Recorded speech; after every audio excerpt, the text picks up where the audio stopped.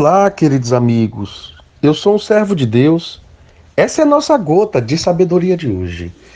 Nesse último momento que vamos tratar sobre a dependência emocional, gostaria de compartilhar algumas dicas. No fundo, quando nós começamos a analisar a nossa vida, é por isso que a análise, uma terapia, qualquer tipo de ajuda emocional externa, isso faz bem porque nos faz viajar dentro de nós mesmos e confrontar. Temos dificuldade, por exemplo, de expor a nossa vida, de falar, nós desconfiamos, nós não confiamos e aí por diante. Então, quando eu mesmo começo a me vigiar, eu não diria uma fiscalização, mas uma vigilância, como se fosse uma prestação de contas o tempo todo, um mentoreamento, um auto-mentoreamento. Quando eu começo a verificar, eu chego à conclusão de que prestei alguns papéis ridículos em minha vida. Quando eu começo de fato a querer mudar, faz toda a diferença. O querer mudar é algo fundamental para qualquer problema que a pessoa vive. Então eu queria te dar alguns conselhos. Talvez sirva, talvez não. Como se você fosse um bebê, uma criancinha. Não, de jeito nenhum. Como se você fosse alguém que tivesse a capacidade de processar. Então, não veja que a minha vontade, a minha experiência, os meus conselhos nesse contexto seja para fazer um processo indutivo na sua vida. Eu não estou lidando com uma criança, estou lidando com um adulto que sabe muito bem o que quer, sabe o que de fato precisa. Há pessoas que gostam do fato de serem independentes emocionais. Há pessoas que gostam de se anular. Então, a minha intenção é falar com o adulto, tá bom? Então, dentre todas essas questões que eu poderia te aconselhar, é importante que você saiba que no fundo, reconhecer que existe um problema é fundamental. Como eu já falei nas outras gotas, é um contexto, essa de dependência emocional, é um contexto de autoestima baixa. É um contexto de uma dependência gerada em vácuos na alma. Então, reconhecer que você tem um problema, reconhecer que você tem esse veneno emocional chamado dependência é fundamental. Porque não vou dizer que existe dependência só entre casais. Existe dependência em todas as áreas. Há pessoas que são tão dependentes que até no trabalho isso reflete. Há pessoas que são dependentes por uma pessoa específica. Há pessoas que são dependentes de pessoas de forma generalizada. Em cada lugar, elas elegem uma pessoa para sua dependência. Então, a sua infidelidade consigo mesmo, com a sua possibilidade, a sua potencialidade, a sua tentativa de alcance em outras relações, isso passa a ser uma infidelidade. Ela não confia nela mesma. Então, por conta disso, ela é infiel com ela mesma. E ela parece meio louco isso. Mas como ela não consegue ser fiel, ela não consegue acreditar nela mesma, então ela cria uma dependência.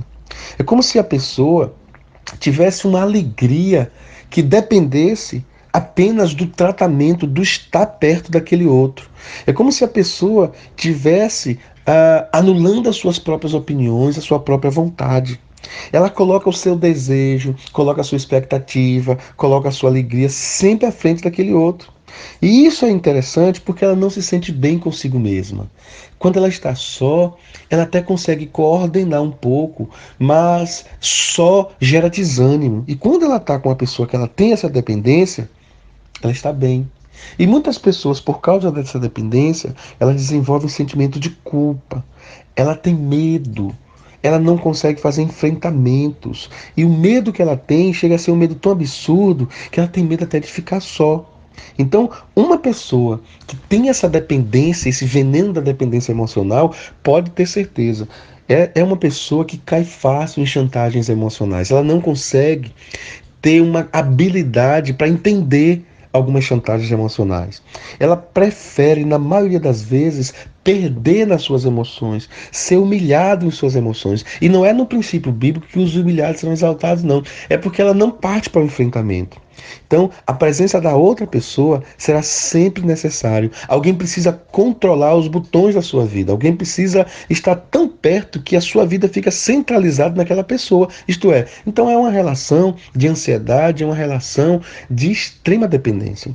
A segunda coisa que me chama a atenção é que, além de entender que você precisa de cura, eu preciso levantar, fazer um levantamento de coisas que me prejudicam e que eu preciso tratar. Pega um papel, comece a elencar coisas que você pode tratar e que você pode, de forma muito simples, dar passos práticos. Peça ajuda a alguém. A terceira coisa que me chama a atenção, procure trabalhar para aumentar a sua autoestima. Trabalhe para que você tenha uma autoestima mais curada e sarada. A quarta coisa é que eu preciso aprender a fazer meus projetos sozinhos. Eu preciso aprender a parar de ficar pedindo a opinião de todo mundo o tempo todo. Não é que isso não é bom, mas eu preciso ter os meus próprios conceitos. E a quinta e última coisa que eu acho que nós precisamos para vencer esse veneno é orar a Deus. Olha, tem coisas emocionais que precisam da intervenção espiritual. Ore a Deus, fale com Deus, exponha para Deus, para que desta forma você vença esse veneno emocional da dependência. Uma pessoa que depende de Deus, ela vai estar perto das outras, ela vai querer estar perto das outras, mas ela vai vencer a sua dependência dos outros, porque todo ser humano precisa aprender a depender de Deus, e quem depende de Deus gosta de si mesmo, curte a si mesmo, valoriza a si mesmo e quer estar perto dos outros, mas depende apenas de Deus. Senhor, muito obrigado, Pai, porque o reflexo dessas gotas são pessoas mandando mensagem das suas mudanças, das suas dores, das suas tentativas. E eu queria que o Senhor tivesse esse efeito bumerangue, que essa palavra fosse até as pessoas saindo daqui, mas que volte sempre ao meu coração, porque eu também preciso, eu também sou ser humano, e juntos nós somos mais fortes e vamos vencer com o Senhor, em nome de Jesus. Amém.